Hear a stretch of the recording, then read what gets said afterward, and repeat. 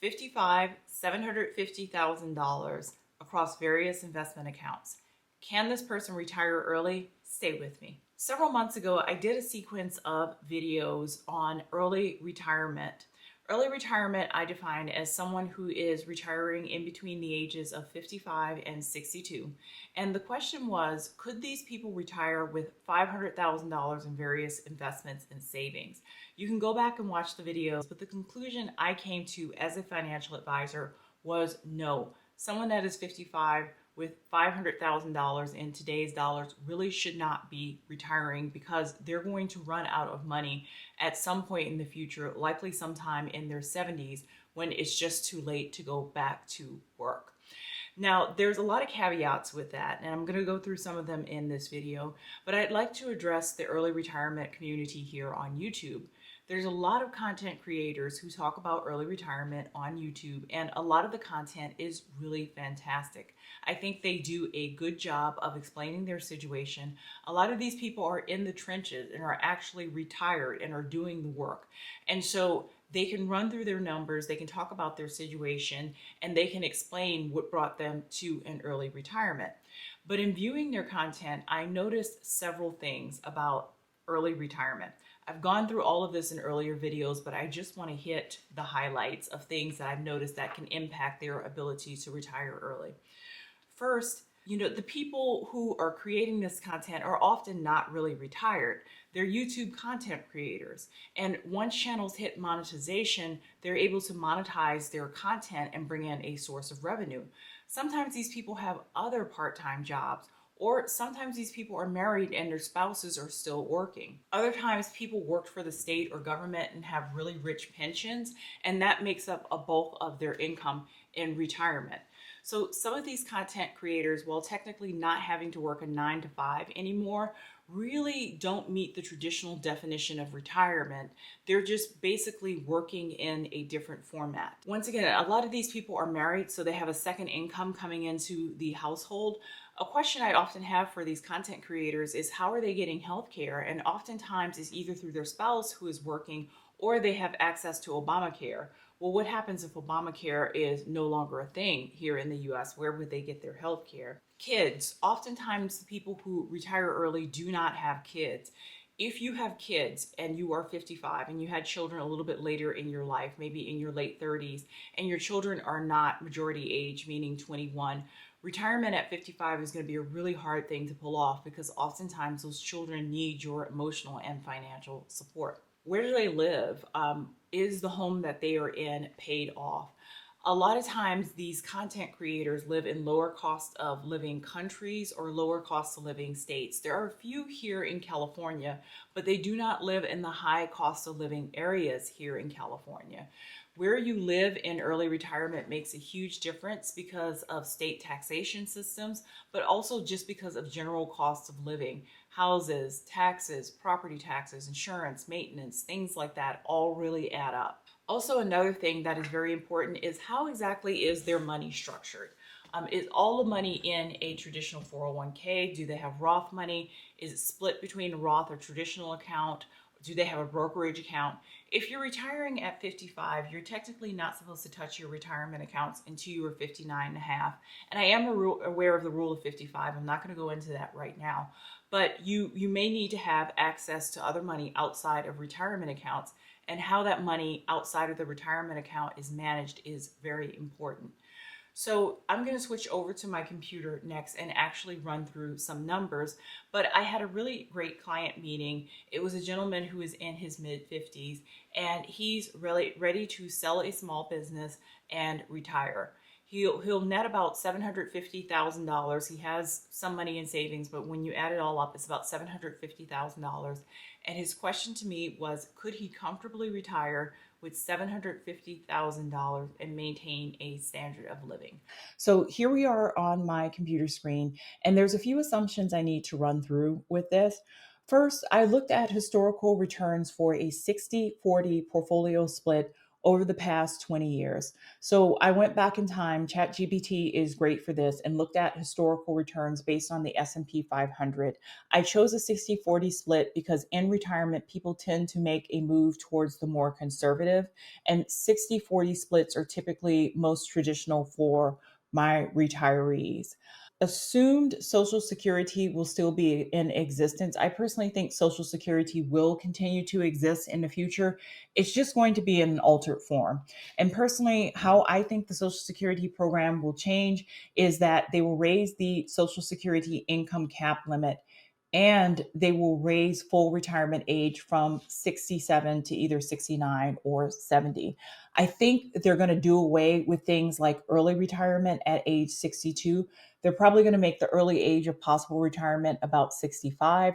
I think they're also going to do away with a lot of the spousal benefits. If you've been married for 10 years or more, you can claim benefits based on your spouse's earnings versus based on your own earnings.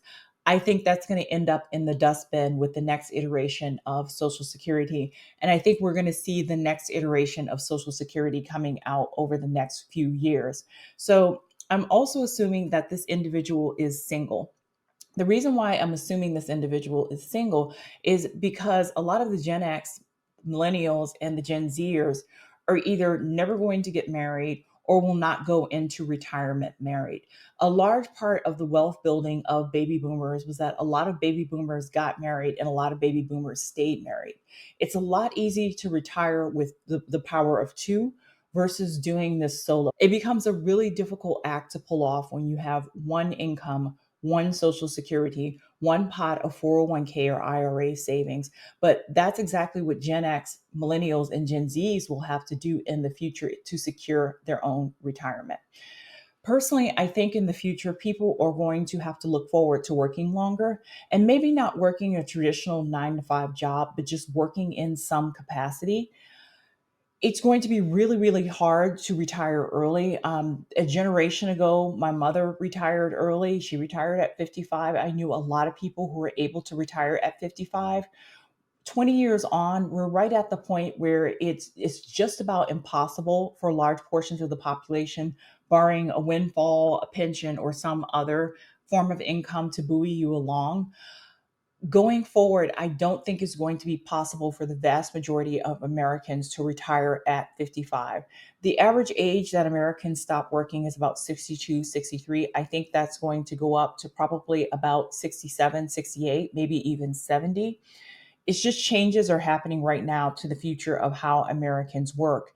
And we don't really have a choice. We don't have the population growth, and we don't have the reserves in Social Security to continue carrying us forward. So let's get into these numbers. A few things I want to point out. Um, Let me reveal the numbers and then I'll kind of go through them. But the question was, can a single person at age 55, let's assume this person doesn't have any kids, can this person retire with $750,000 across various retirement accounts?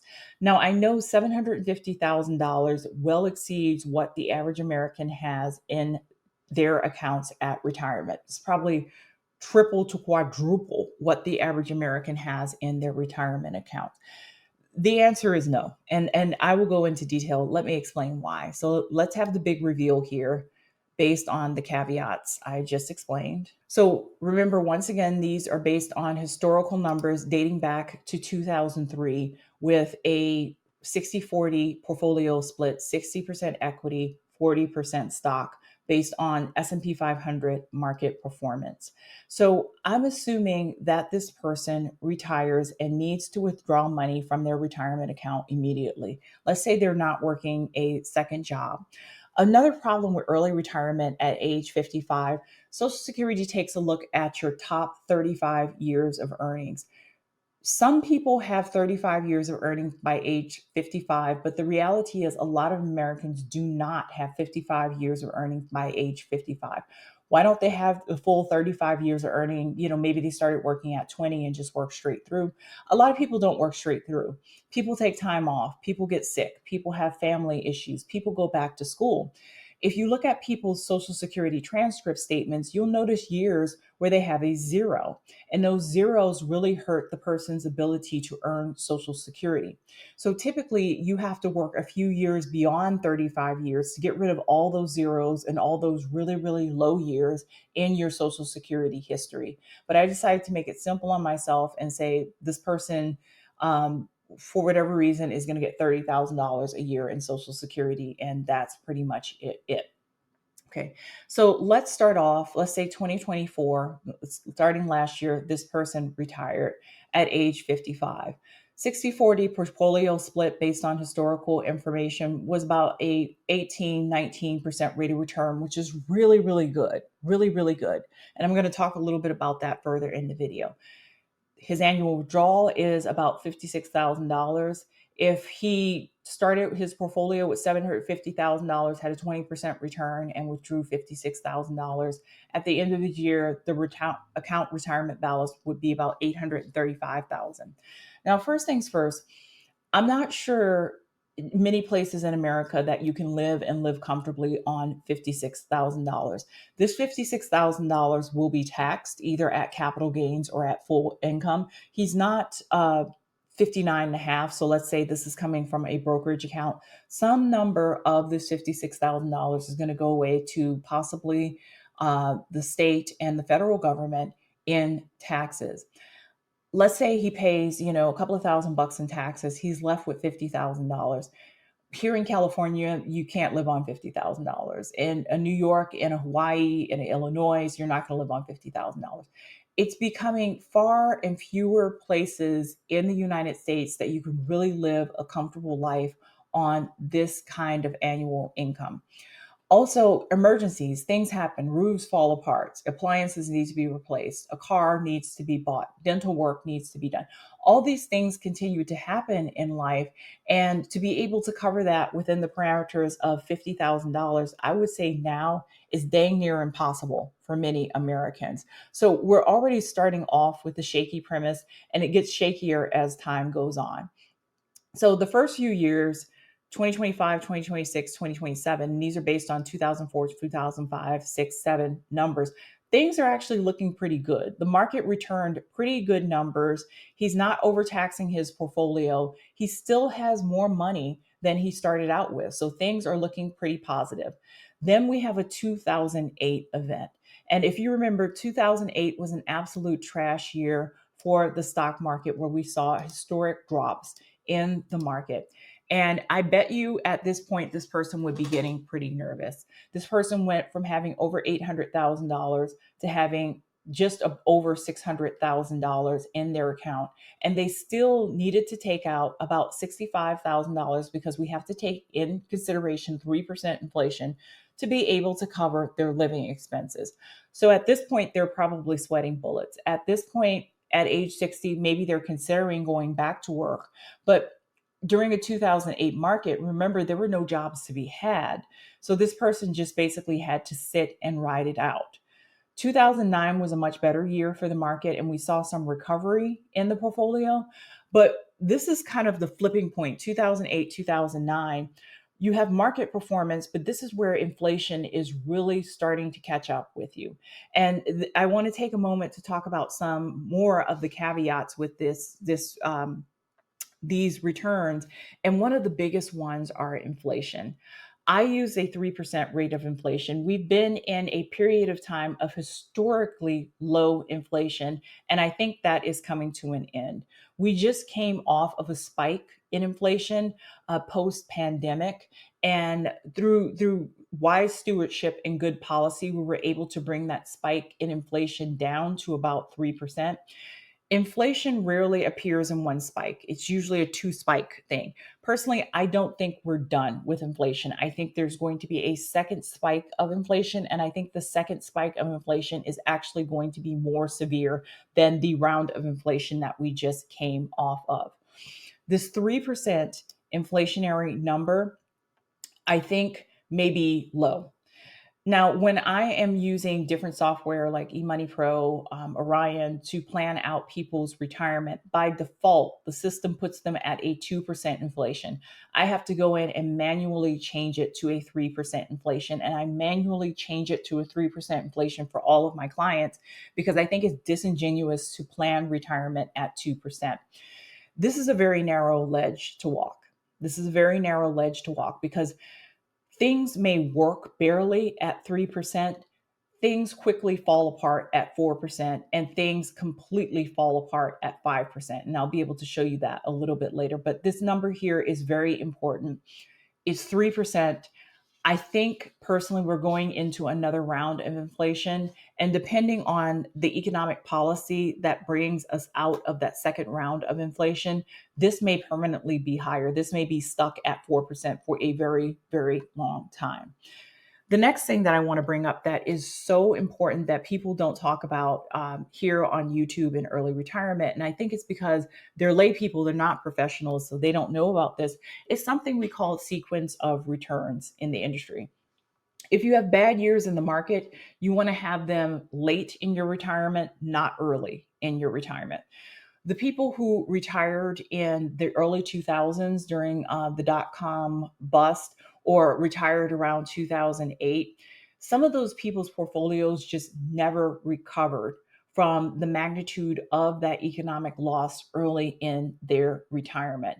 And they ran out of money, some cases decades quicker than they would have had those events happened much later in their retirement.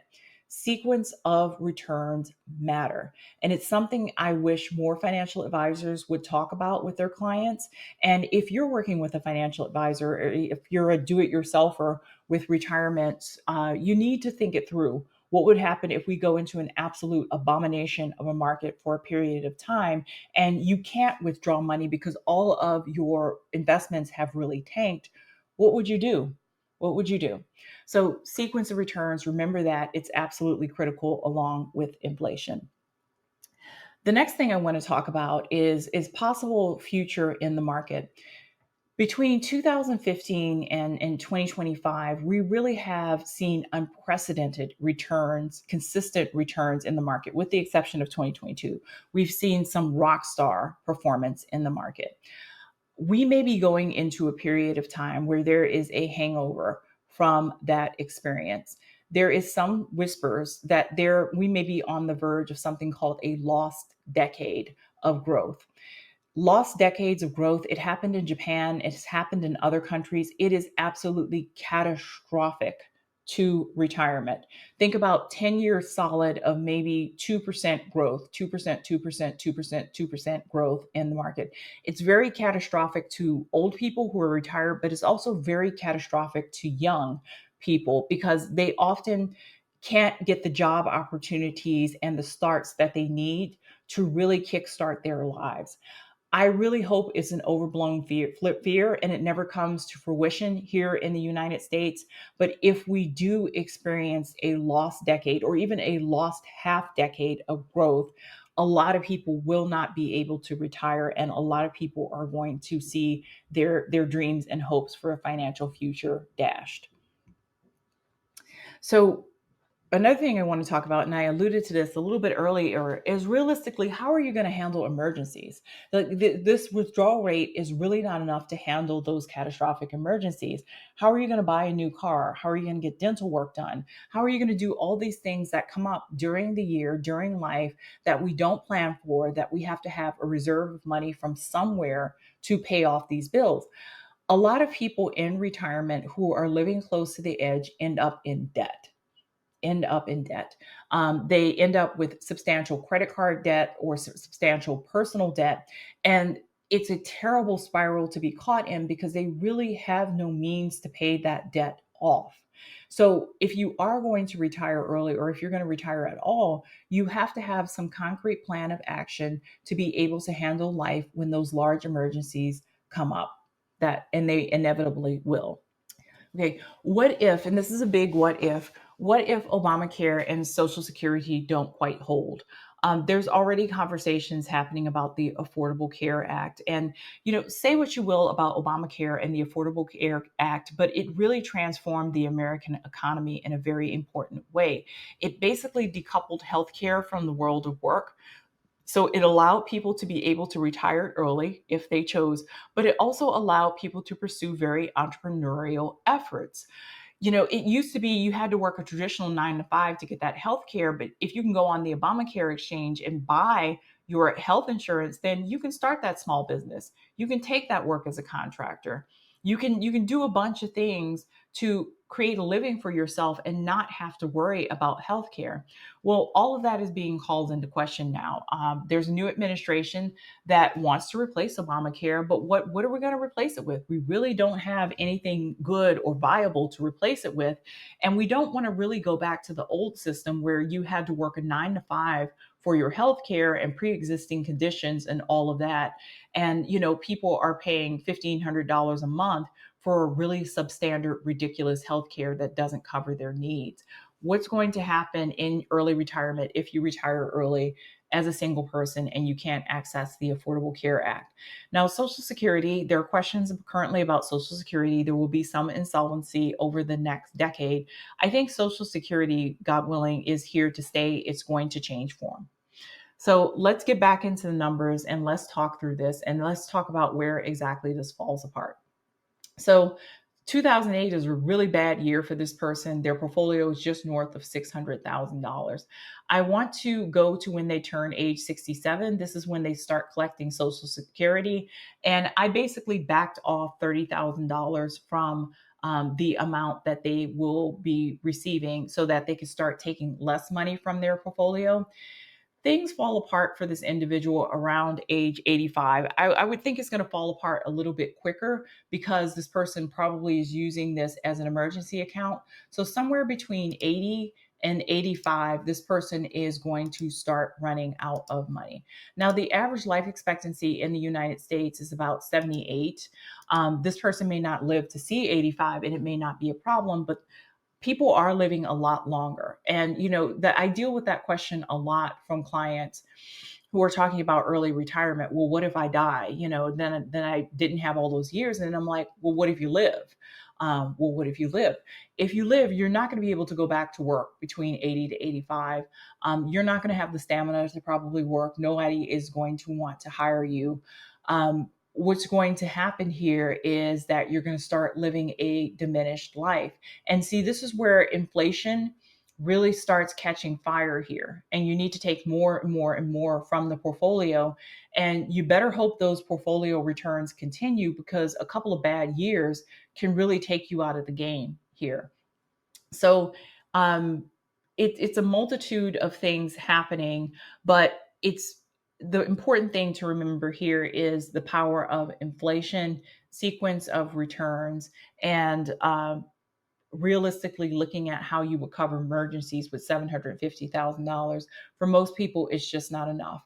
Now, what would change this to make $750,000 an acceptable amount of money to retire on? You have a nice pension. You have a windfall, so you have some other source of money. You have a spouse that's still working, or you have a spouse that will also draw Social Security. You can live on a very, very narrow withdrawal rate, which almost means that you'll definitely have to leave the US. If we can peel this back to instead of $56,000 a year, you're willing to live on $30,000 a year and maybe move to Mexico or Panama or something like that, yeah, this works. But few people can live within that parameter, and few people want to stay outside of the United States indefinitely. So I'm going to do something here. I'm going to change this inflation from 3% to 4% just to show you how 1 percentage point makes a huge difference here. Okay. And we see where you start running out of money at about 82. And you're going to start running out of money earlier than 82. You're probably going to run out of money around 77, 78 with 4% inflation. 1 percentage point makes a huge difference between making it and not. And I don't know anybody who wants to live this close to the edge in retirement. So what would I tell this person who is single, 55, with $750,000 in a retirement account? I would say either you need to work part-time in retirement, or you need to continue with your current job and your current earnings at least for a few more years. And then we need to take a second look at this retirement projection. But retirement at 55 with $750,000 in today's dollars, especially with the potential financial headwinds that we may be facing as a nation in the future, really doesn't work out very well for you. The dream of early retirement, meaning retirement in between the ages of 55 and 62, is gone for most Americans. And remember, unless you have some sort of substantial change to your circumstances, a pension, an inheritance, a sold property that's worth a lot of money, that's probably going to be the reality for many of the viewers of this content. Now, if I were speaking to someone in their 30s or 40s who are absolute that they want it to be done with the workplace by age 55, I would tell them they're going to have to turbocharge the amount of money that they are saving each and every year. They need to open themselves up to different opportunities like living abroad for periods of time. And they need to figure out the healthcare situation, because Obamacare may not be there and they may be paying out of pocket for a decade or more of health insurance. So there you have it. Tell me what you think. Tell me what you like. And if you found this information useful, please like, share, and subscribe.